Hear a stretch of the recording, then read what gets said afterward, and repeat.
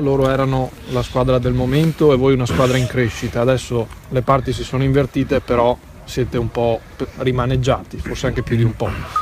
Sì, l'andata avevamo ancora qualche problemino, qualche difficoltà, però a oggi è la squadra che ci ha battuto e con le altre, diciamo, di alta classifica 2 partite di fila non le abbiamo perse. Normale che ci aspetta una partita difficile, complicata, al di là di qualche problema di squalifiche, di infortuni che abbiamo. Però è una squadra che viene sì da 6 sconfitte, ma bisogna anche andare a vedere come le hanno subite. L'ultima, quella di Venezia, insomma, dove potevano sicuramente portare a casa un risultato positivo. Quindi dobbiamo avere molta attenzione, molta concentrazione, perché è una gara sicuramente molto importante, anche perché sapremo poi i risultati delle altre, ecco, quindi non è che c'è tanto da nascondersi sotto questo aspetto. Ecco, forse lunedì proprio la voglia di tornare a fare punti li ha un po' traditi in quel finale di partita, forse è un fattore che potreste sfruttare anche voi se si riproporrà. Chiaro che sull'1-1 probabilmente un punto l'avrebbero anche potuto portare a casa, hanno provato a vincere, è andata male.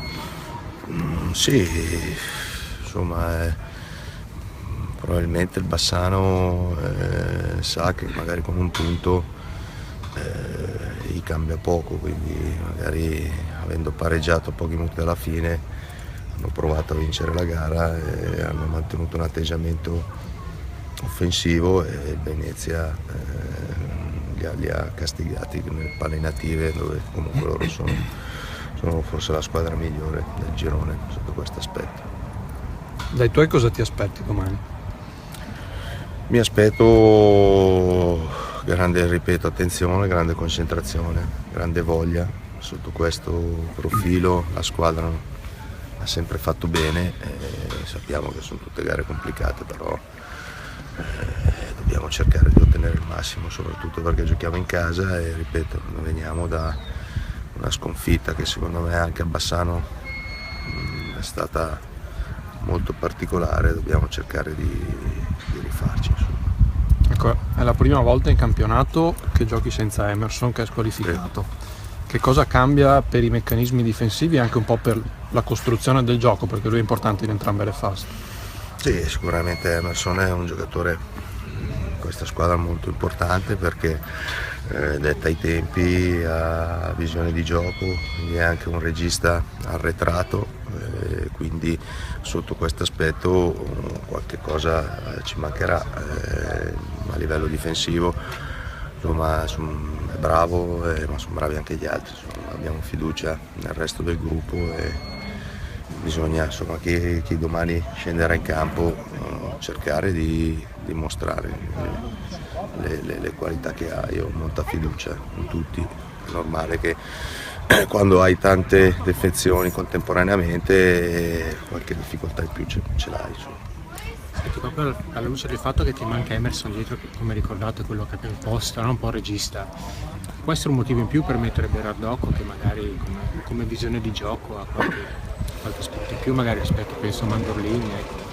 Sì, quella è una soluzione che abbiamo. Adesso dobbiamo verificare l'allenamento di oggi, i 2 o 3 acciacchi che riusciamo a recuperare, che abbiamo a disposizione per domani sera, e da lì cercheremo di mettere in campo i giocatori che danno più garanzie sotto l'aspetto tecnico, tattico, mentale e chiaramente anche di interpretazione di un determinato ruolo. Però fino a quando non facciamo allenamento e non so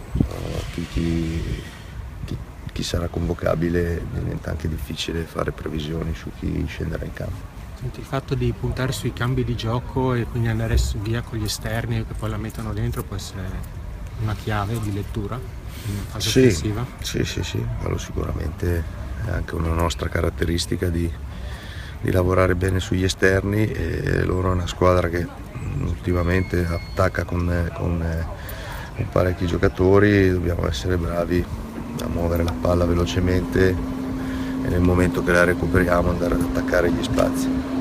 Mazzocco è a posto fisicamente? Magari gli ultimi allenamenti l'hai recuperato al 100%? Sì, Mazzocco non dovrebbe avere problemi. Ieri aveva ancora un po' di fastidio, però adesso è il momento di stringere i denti tutti quanti.